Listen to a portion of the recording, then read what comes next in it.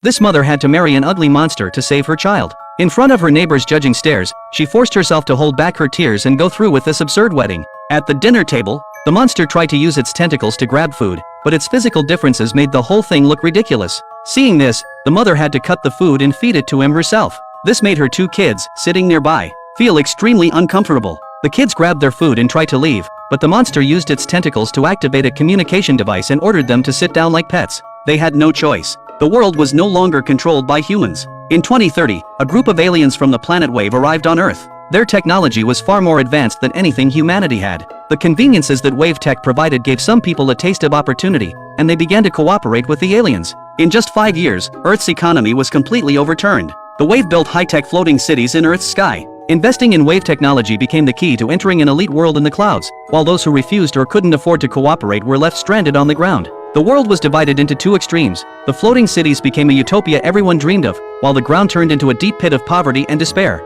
Thanks to Wave technology, traditional schooling was replaced. Students wore a device called a simulator on their heads to enter a virtual space, much like a hologram. John, the male lead, was just a regular high school student who liked to express his emotions through drawing. One day, bored in class, he noticed a new girl in his class.